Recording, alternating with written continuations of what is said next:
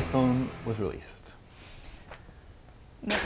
Those maps. The end. Yep. Yeah, that's my thing. At the time, we were traveling a lot in high school, and we go on long road trips in Texas. And my boyfriend at the time had an iPhone. He was one of the very few people we knew who had one.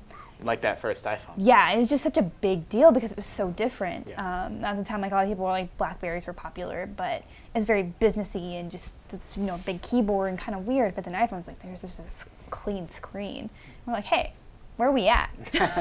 Where are we at in Texas right now? Pull up that map. Yeah, you it was don't just need to print out a paper map. Who needs a Yeah. paper map? I got a map right here. I don't know why the maps were just such a big thing that stuck with us for traveling. So I mean, all that stuff was totally a big deal. And it's funny if you go back and look at the original iPhone, like it's totally Yeah. clunky, right? Like it's thick and old, and it's like the old iPods. Like it just, Apple's continue kind of refining it over the time, and Android's really gotten really good now.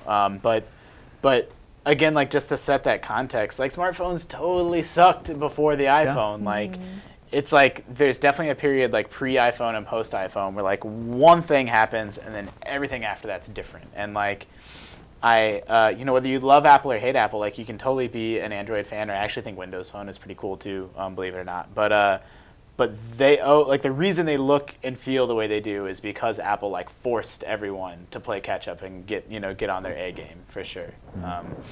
And I totally think that can't be overstated. They said in January that 1 billion iOS devices have been sold around the world. So that's like iPhones and iPads. I don't know if they include like Apple Watches in that figure or not. But like 1 billion devices sold. Yeah. I use like an Apple computer. I'm a little bit of an Apple fanboy, but I think the iPhone and iPod were also important because they were like a gateway for a lot of people to like see, like if you use a PC or whatever, like maybe you'll use an iPhone and like it, and then give Macs a closer look. Say, hey, maybe Macs are pretty cool. Like just a different, more personal way of doing computing. And I actually think that Windows has caught up a lot there too. Like when I first started using Macs, like Windows was so crap, and when I first started using an iPhone, like BlackBerry and these other mobile OSs were so crap, and now everything has sort of moved in this direction that makes more sense and is easy to understand and fluid and nice. And I'm glad that technology has moved in that direction. Yeah, I mean, iPhone obviously was not the first smartphone, but there seems like such like a sharp divide between pre-iPhone and post-iPhone. Well, and it's one of those things where like Steve Jobs and the rest of the team that made the iPhone had to drag people kicking and screaming. He's like, no, you don't want a keyboard. You don't need a keyboard. Yeah.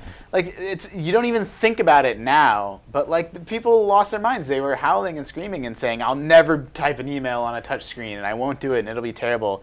And then just the confidence, just the supreme confidence to like bet I don't know how many hundreds of millions of dollars that no, you're all wrong and I'm right and you're all gonna buy my phone, and then that totally like coming to pass is like out of control, right? Like, and it's those little details like I mean, we all make fun of autocorrect, but like that's the reason why typing on a smartphone isn't crap, is because like, nah, you typed this weird thing, but we know you meant this, and like.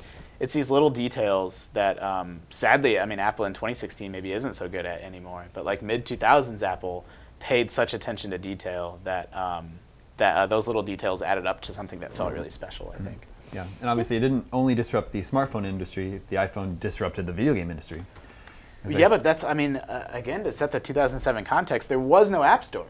The original iPhone didn't have an App Store. That wasn't until, I think, 1 year later with the iPhone 2.